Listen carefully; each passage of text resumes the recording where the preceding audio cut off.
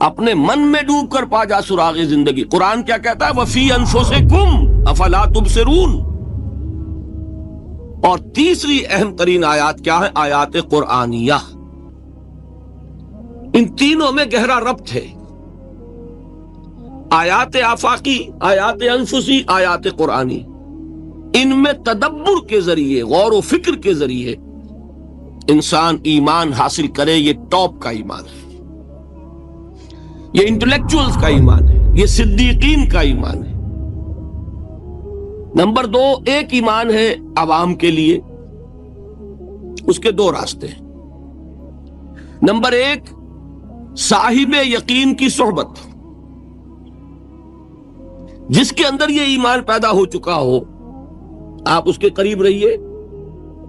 اگر بھٹی کے سامنے بیٹھیں گے حرارت پہنچے گی، اگر آپ برف کی سل کے قریب ہوں گے ٹھنڈ پہنچے گی.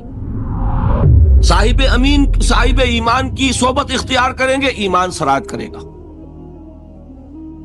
یہ ہے عوام کے لیے صحبت. کونوا مع الصادقین، ان کی صحبت اختیار کریں. تیسرا ذریعہ ہے جو ہمارے لیے خاص طور پر جو مسلمان پیدا ہوئے. اب ایک بچہ ہے 7 سال کا، آپ نے نماز پڑھنے کی عادت ڈال دی، پڑھ رہا، اگرچہ غیر شعوری عمر سے شروع کر دیا اس نے. روزہ رکھتا ہے، 9 برس کا ہو گیا، روزہ رکھنا شروع کیا. یہ اعمال جو ہیں ان سے بھی ایک یقین پیدا ہوتا ہے. جیسے یقین سے عمل پیدا ہوتا ہے، ایسے ہی عمل سے بھی یقین پیدا ہوتا ہے. جب مداومت کرتے رہیں گے اس پر تو اس سے بھی ایک یقین کی کیفیت انسان میں پیدا ہو جاتی ہے. سورہ حجرات میں جو بحث آئی ہے اس کے آخر میں یہی ہے کہ اے نبی، یہ بدو جو دعوے دار ہیں ایمان کے، یہ آپ پر احسان دھر رہے ہیں. یمنون علیک ان اسلموا قل لا تمنوا علی اسلامکم بل اللہ یمن علیکم ان ہداکم للایمان ان کنتم صادقین.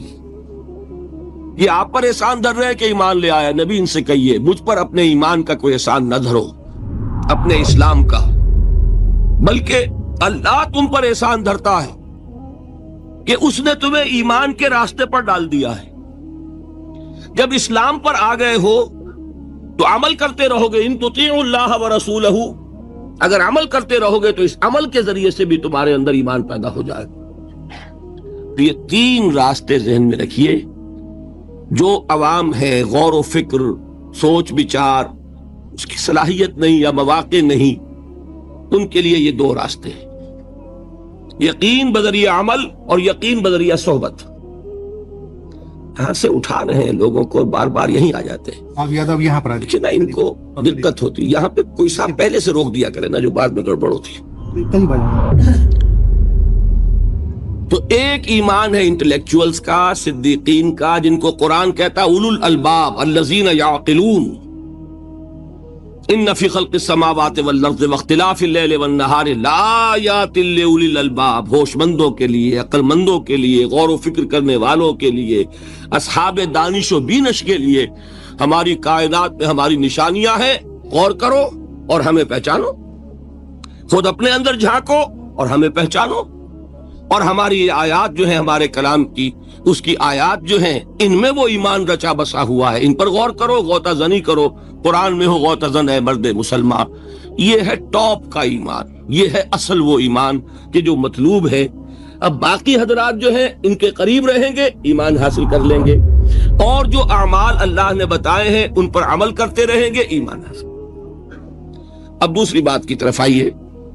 نفاق سے کیسے بچا جائے، اس کے لیے بھی 3 عمل ہیں.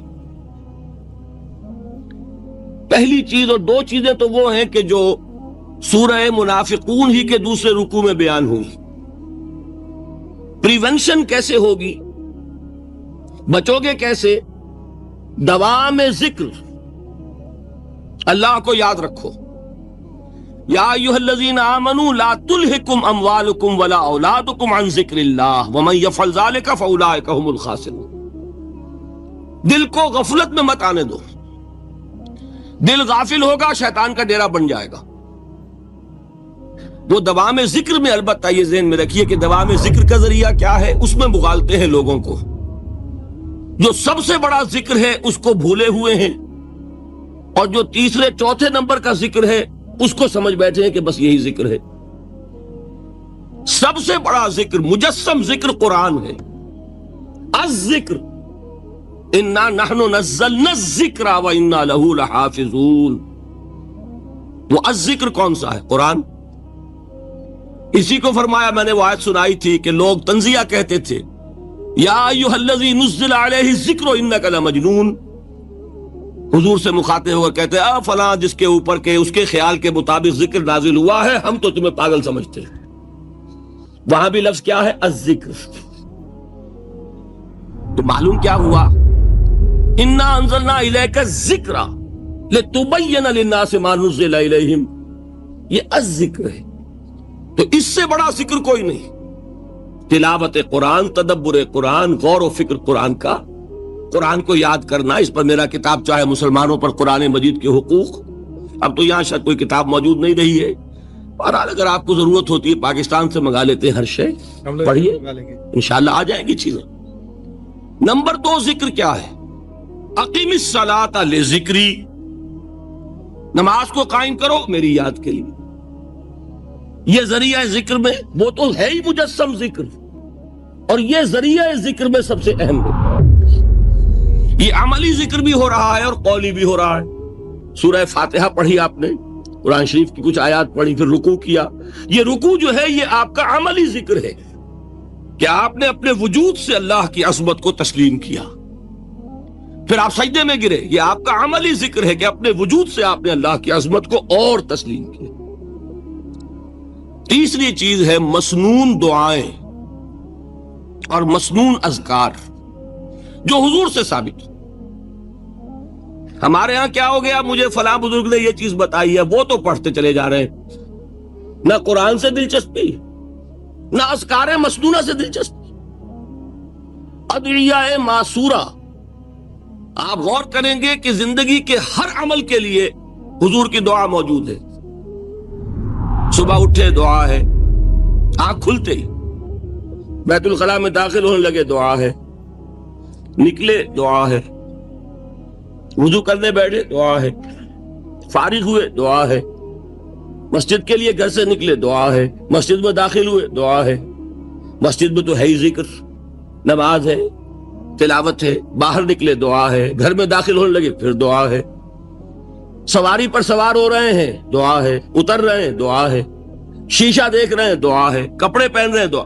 زندگی کا کوئی عمل نہیں یہاں تک کہ جو تعلق زن و شو ہے، جس کو کہ خالص حیوانی بات سمجھا جائے گا، اس کے لیے بھی دعا ہے. غفلت میں وہ کام بھی نہیں کرتا. سمجھ رہے ہیں آپ؟ اب آپ غور کیجئے، اس میں کوئی اضافی وقت نہیں لگا، کوئی اضافی پوسچر اختیار نہیں کیا آپ نے، یوں بیٹھو، اس طرح بیٹھو، یوں کرو. کوئی آپ کا وقت اضافی نہیں لگا. جو کام کر رہے ہیں اور آپ اللہ کو یاد کر رہے ہیں، اور وہ اللہ کی یاد اس کام کی مناسبت سے ہے. ان ادعیہ معصورہ سے 2 تعلق جڑ گئے انسان کے. دعا کس سے کر رہے ہیں؟ اللہ سے. جڑا کہ نہیں؟ اور یہ الفاظ کس کے ہیں؟ محمد رسول اللہ کے. تو آپ کے 2 تعلق جڑ گئے. آپ اپنی جی سے گھڑ کر دعا مانگیں گے تو پہلا تعلق تو ہو جائے گا، دوسرا نہیں ہوگا. بہتر سے بہتر دعا مانگ لیں آپ. لیکن حضور سے جو معصور اور مسنون الفاظ جب آپ زبان سے نکالتے ہیں تو آپ کا تعلق اللہ سے بھی ہوا بذریعہ دعا، اور وہ الفاظ چونکہ حضور کے ہیں صلی اللہ علیہ وسلم تو حضور کے ساتھ ہوا. یہ تیسرا درجہ ہے. چوتھے درجے میں میں مانتا ہوں کہ ایک ہوتی ہے خاص کسی شخص کے امراض کی تشخیص کرنے کے بعد تجویز. کوئی اگر طبیب ہے، ماہر طبیب روحانی، وہ آپ کو دیکھے گا تو اندازہ لگائے گا کہ آپ میں کیا کمی ہے، اس کے مطابق آپ کو ذکر بتائے گا. بھئی فلاں آیت کا مراقبہ کیا کرو. کسی میں بزدلی ہوتی ہے، کسی میں مال کی محبت زیادہ ہوتی ہے، کسی میں توکل کی کمی ہے، کسی میں شہرت کی خواہش ہے، نمایاں ہونے کا جذبہ ہے، کسی میں تکبر ہے. سب کا ایک سا برس تو نہیں ہوتا نا. تو یہ در حقیقت اندھے کی لاٹھی سے نہیں چلنے والی بات. یہ تو ماہر کی کام ہے کہ وہ تجویز کرے کہ تمہارے لیے خاص طور پر ذکر یہ ہے. در حقیقت ہمارے جو یہ سلسلے تھے سلوک کے، یہ بڑے ماہر ہوتے تھے، یہ لوگ بڑے ماہر اطباء تھے. یہ جو علم نفسیات ہے اس کے ہمارے صوفیاء سے بڑھ کر کبھی کوئی عالم گزرا ہی نہیں دنیا میں. فرائیڈ کیا ہے اور ایڈلر کیا ہے اور یونگ کیا ہے، بچے ہیں. ہمارے صوفیاء اکرام نے جس طرح انسان کی نفسیات کو سمجھا اور وہ ان کی مناسبت سے تجویز کرتے تھے. لیکن اس کو رکھا جائے گا چوتھے نمبر پر. جیسے مولانا احمد علی صاحب فرمایا کرتے تھے بھائی اس آیت کا مراقبہ کیا کرو. مراقبے کیا مانی؟ اب ان الفاظ کو بھی ہم نے خام خواہ کچھ خاص ایک شکل دے دی. مراقبہ کیا؟ توجہ کرنا، دھیان کرنا، خاص اس آیت کے اوپر، اس کے معانی پر اپنے ذہن کو جمانا. وہ کیوں ہے؟ تاکہ آپ کے اندر جو کمی ہے اس کی تلافی اس سے ہو. لیکن یہ کہاں آئے گا؟ چوتھے نمبر پر. سمجھ گئے؟ تو نفاق سے بچنے کا ذریعہ، پریونشن کیا ہے نفاق سے؟ دوام ذکر. نہ تمہیں تمہاری اولاد، نہ تمہارے اموال، نہ تمہاری تجارت، نہ کاروبار اللہ کے ذکر سے غافل نہ کر سکے. پنجابی میں کہتے ہیں کہ ہتھ کارول اور دل یارول. کام کر رہے ہیں آپ، لیکن یہ کہ دل اللہ کے ساتھ لگا ہوا ہے، زبان تر ہے اللہ کی یاد سے.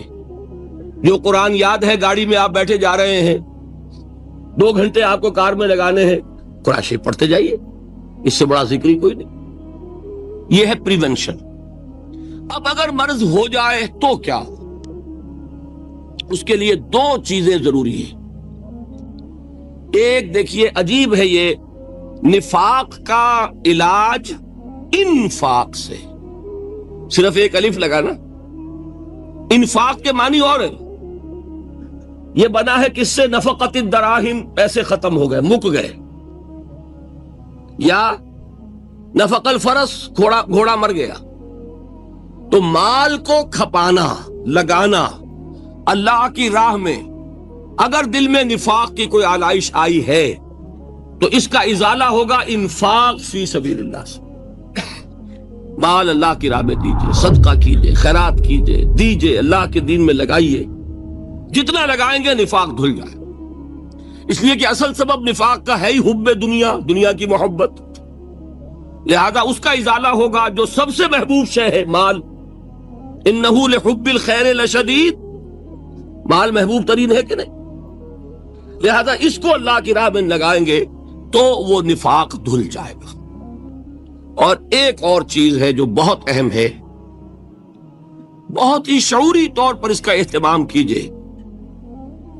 جس وقت دین کے کسی فرض کی انسان کو سمجھ آ جائے، اس کا شعور پیدا ہو جائے کہ ڈیلے نہ ہو. ذرا سا ڈیلے جو ہے اس پر عمل کرنے میں، یہ در حقیقت نفاق کو جڑ پکڑنے کا موقع دینا ہے. Immediate action. ایک بات سمجھ میں آ گئی، فوراً عمل کرو. اس میں شیطان کیا کرتا ہے؟ ذرا ٹھہر جاؤ، ابھی دیکھو یہ فرض ہے، یہ ذمہ داریاں ہیں، یہ کرنا ہے، اور پھر لگا دینا اپنے آپ کو. بہت سے لوگ کہتے ہیں بس یہ ریٹائرمنٹ کے بعد تو سارا میں دین کے لیے وقف کر دوں گا. اول تو خدا کے بندے تمہارے اندر رہ کیا جائے گا ریٹائرمنٹ کے بعد؟ سارا تو کھپ چکو گے، رہ کیا جائے گا؟ دوسرے یہ کہ یہ بھی جان لیجئے کہ کار دنیا کسے تمام نہ کرد. ریٹائرمنٹ کے بعد کون فارغ ہو جاتا ہے؟ بیٹوں بیٹیوں سے فارغ ہوئے تو پوتے پوتیاں موجود ہیں، نواسے نواسیاں موجود ہیں. کبھی بھی وہ بوجھ ختم نہیں ہوتا زندگی کا. وہ تو یہ کہ آج بات سمجھ میں آئی ہے تو آج عمل ہونا چاہیے. قرآن مجید میں سورہ انعام میں بڑی شدید وعید آئی ہے. الفاظ ہیں یہ، وَنُقَلِّبُ أَفْئِدَتَهُمْ وَأَبْصَارَهُمْ كَمَا لَمْ يُؤْمِنُوا بِهِ أَوَّلَ مَرَّةٍ. انسان پر ایک حقیقت کا انکشاف ہوا کہ یہ بات حق ہے، فوراً تسلیم کرے. کسی مصلحت کی وجہ سے، کسی بزدلی کی وجہ سے، کسی لالچ کی وجہ سے، کسی اپنی سیادت یا قیادت کی وجہ سے. کیسے مان لوں؟ لوگ کہیں گے کہ یہ نیچے ہو گیا، وہ اونچا ہو گیا جس کی بات مانی. کسی وجہ سے رک گئے تو اللہ تعالیٰ اندر سے وہ جو استعداد ہے حق کو پہچاننے کی وہ سلب کر لیتا ہے. دوسری بات یہ جان لیجئے، ہمارے دین میں ناقابل عفو جرم کون سا ہے؟ شرک۔ 2 مرتبہ بیان فرمایا گیا سورہ نساء میں صرف، ان اللہ لا یغفر ان یشرک بہ ویغفر ما دون ذلک لمن یشاء۔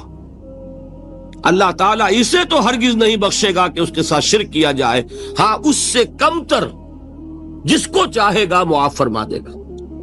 نوٹ کر لیجئے، اس کی بھی اندر بھی اوپن لائسنس نہیں ہے کہ بقیہ سارے گناہ لازماً معاف کر دے گا، یہ نہیں ہے۔ اس سے تو آپ میں جرت پیدا ہو جائے گی، باقی سب کیے جاؤ، یہ نہیں۔ جس کو چاہے گا بخش دے گا، لیکن امید ضرور دلا دی کہ شرک سے کم تر کوئی گناہ ہو تو اس کی بخشش کی بغیر توبہ کے اللہ تعالیٰ نے امید دلائی۔ توبہ سے تو شرک بھی معاف ہو جائے گا، اس سے مراد کیا ہے؟ بغیر توبہ کے۔ اللہ تعالیٰ نے فرمایا کہ اور گناہوں کے بارے میں تو امید کی جا سکتی ہے، لیکن شرک کے بارے میں ہرگز نہیں۔ اہمیت واضح ہو گئی۔ مزید نمبر 3، اس شرک کی ہماگیریت کا عالم یہ ہے کہ سورہ یوسف کی آیہ مبارکہ ہے، وَمَا يُؤْمِنُ أَكْثَرُهُمْ بِاللَّهِ إِلَّا وَهُمْ مُشْرِكُونَ۔ انسانوں کی اکثریت کا حال یہ ہے کہ وہ اللہ پر ایمان نہیں رکھتے مگر کسی نہ کسی قسم کے شرک کے ساتھ۔ یہ یونیورسلٹی ہے اس کی کہ اللہ کو بھی مان رہے ہیں لیکن کسی نوع کا شرک جو ہے وہ بھی لگا رکھا۔ وَمَا يُؤْمِنُ أَكْثَرُهُمْ بِاللَّهِ، انسانوں کی اکثریت کا حال یہ ہے کہ وہ ایمان نہیں رکھتے اللہ پر، الا وہم مشرکون، مگر یہ کہ کوئی نہ کوئی شرک بھی کرتے ہیں۔ چوتھی بات یہ سمجھیے کہ شرک ہر دور میں بھیس بدل کر آتا ہے۔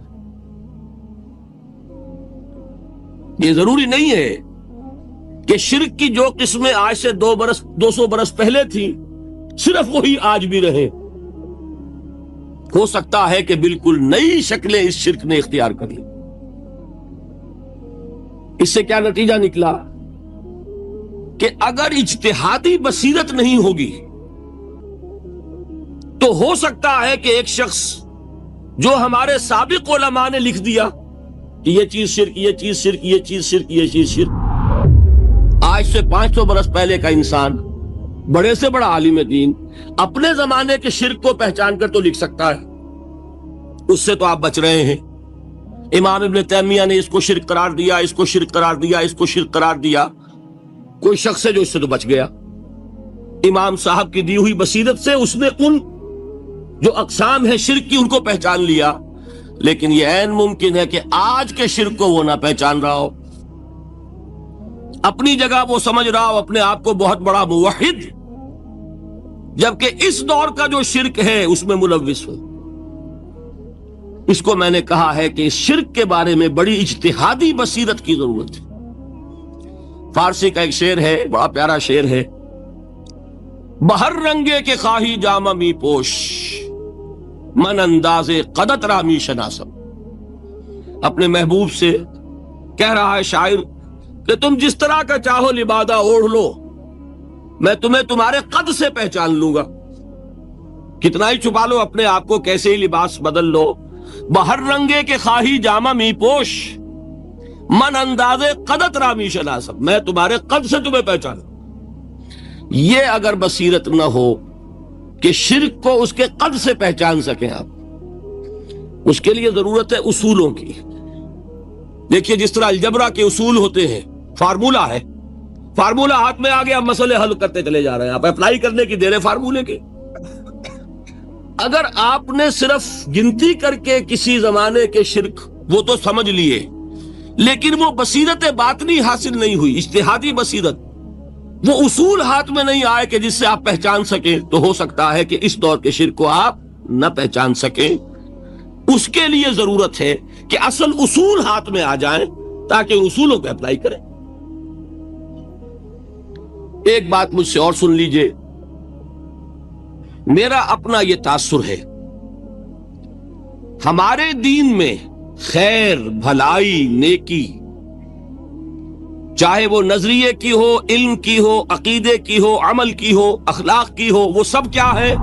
وہ توحید ہی کے شجرہ طیبہ کی شاخیں ہیں۔ اور شر، برائی، گمراہی، خیالات کی ہو، نظریات کی ہو، علم کی ہو، عقیدے کی ہو، عمل کی ہو، اخلاق کی ہو، سب کے ڈانڈے شرک کے شجرہ خبیثہ سے ملتے ہیں۔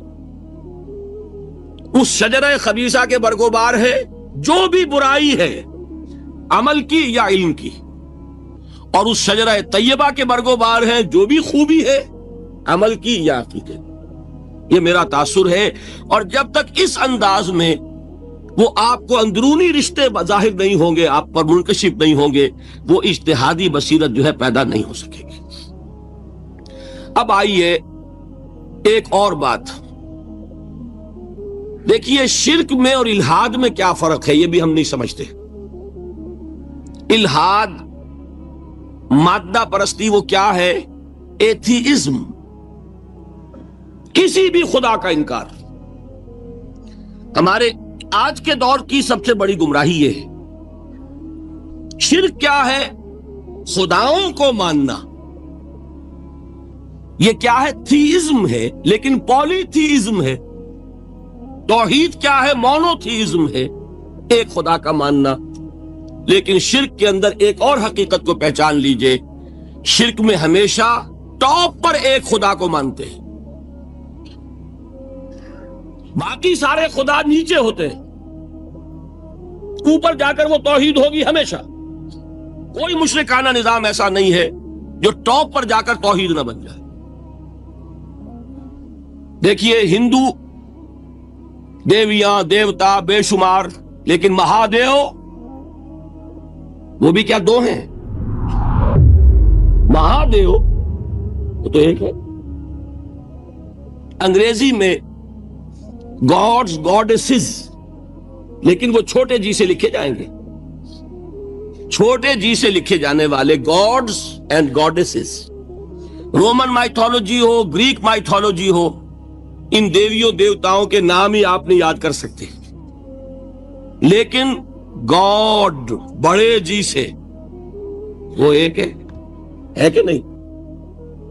ٹاپ پر جو ہے وہ ایک ہے، اس کو وہ بھی مانتے ہیں کہ اومنی پوٹنٹ، اومنیشنٹ، اومنی پریزنٹ، علی کل شیء قدیر، بکل شیء علیم، ہر جگہ موجود، وہ تو ایک ہی ہے، وہ تو کیپٹل جی سے لکھا جائے گا۔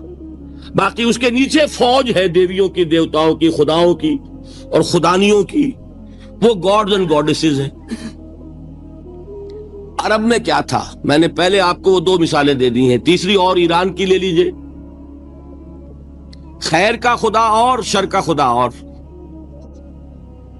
ایک یزداں، ایک اہرمن، ٹھیک، سنویت ہو گئی نا، دو خداؤں کو مانا، لیکن وہی ہیں جو خدائے خدائے گاں، خداؤں کا خدا، اس کو ایک ہی مانتے ہیں۔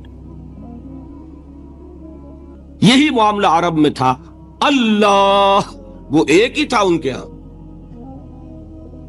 قرآن میں آتا ہے، ان سے پوچھئے وَلَئِن سَأَلْتَهُم مَّنْ خَلَقَ السَّمَاوَاتِ وَالْأَرْضَ لَيَقُولُنَّ اللَّهُ۔ جب ان سے کہا جاتا ہے کہ کس نے پیدا کیا آسمان اور زمین کو، یہ فوراً کہیں گے اللہ نے۔ فَأَنَّىٰ يُؤْفَكُونَ، تو یہ ماننے کے بعد کدھر جا رہے ہیں؟ وہ کیا کہتے تھے کہ وہ بڑا اللہ تو ایک ہی ہے، لیکن چھوٹے آلہہ ہیں۔ آلہہ اور اللہ میں وہی فرق ہے جو کیپٹل جی کا گاڈ اور چھوٹے جی سے گاڈز اینڈ گاڈیسز، وہی فرق ہے کہ جو مہادیو اور دیویوں اور دیوتاؤں میں ہے، وہی وہاں تھا۔ اللہ وہ ایک اور سپریم، سب سے بالا تر، اس سے اوپر کوئی نہیں، تخلیق میں اس کا کوئی ساجی نہیں، لیکن اس نے کچھ آلہہ ہیں جنہیں کچھ اختیارات تقسیم کیے ہوئے ہیں، کچھ اس کے لاڈلی ہستیاں ہیں جو سفارش کر سکتی ہیں۔ بس یہ شرک تھا مشرکین مکہ، بات سمجھ رہے ہیں؟ اس کا جائزہ لیں گے تو آپ کو، اور جو آج شرک کی اقسام میں بیان کروں گا اس کو ہاتھ میں لیں گے تو کسی موحد کا تلاش کرنا مشکل ہو جائے گا. ڈھونڈ اب ان کو چراغ رخ زیبا لے کر. آج جن کا نام مسلمان ہے ان کی اکثریت کسی نہ کسی نوع کے شرک میں مبتلا ہے. اب آئیے اقسام شرک. اقسام شرک میں بھی وہی کیفیت ہے جو نفاق کے بارے میں نے عرض کی تھی کہ ایک تقسیم یہ ہے جو علماء نے کی ہے، ایک ہے عقیدے کا نفاق، ایک ہے عمل کا نفاق. اسی طرح ایک ہے عقیدے کا شرک، ایک ہے عمل کا شرک. عقیدے میں نہیں ہے، عمل میں ہے.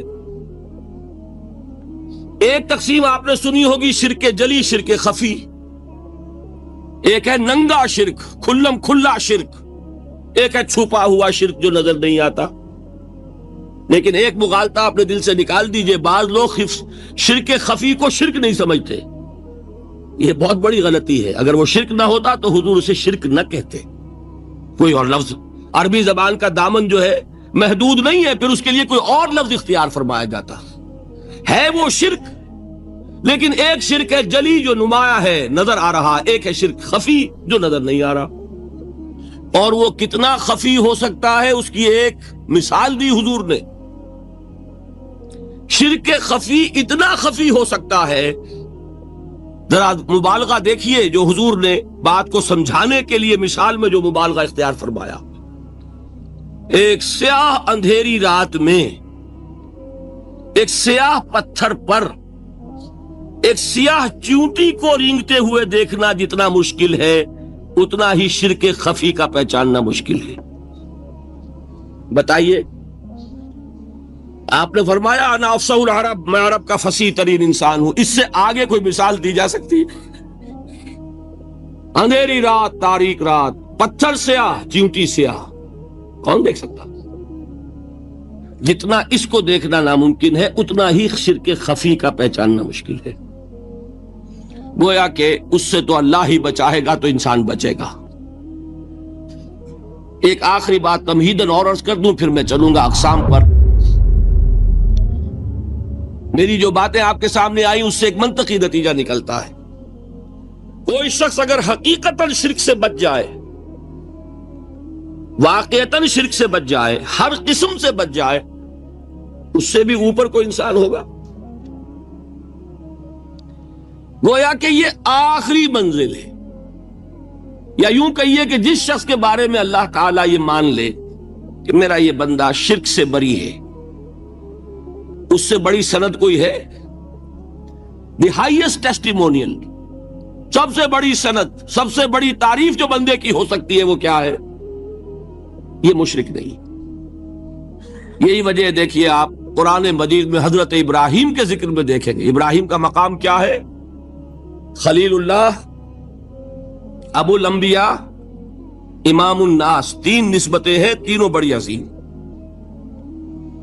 اللہ کے ساتھ نسبت کیا ہے؟ خلیل. واتخذ اللہ ابراہیم خلیلا. ابو الانبیاء، کتنے نبی ہیں ان کی نسل میں؟ اسحاق اور اسماعیل سے چلیے، پھر یعقوب اور یوسف، اور پھر چلیے موسیٰ اور ہارون، اور پھر چلیے سارے انبیاء بنی اسرائیل کے، حضرت عیسیٰ، پھر یہاں تک کہ محمد الرسول اللہ. کس کی اولاد ہے؟ ابراہیم کی. ابو الانبیاء. اور نمبر 3، انی جاعلک للناس اماما، امام الناس. اور قرآن میں جو سب سے بڑی سند انہیں دی جاتی ہے وہ کیا؟ وما کان من المشرکین. تو ابراہیم مشرکین میں سے نہیں تھے. معلوم ہوا کہ یہ سب سے بڑی سند ہے، سب سے بڑا سرٹیفکیٹ ہے، سب سے بڑا ٹیسٹیمونیل ہے جو اللہ کی طرف سے کسی کو مل جائے.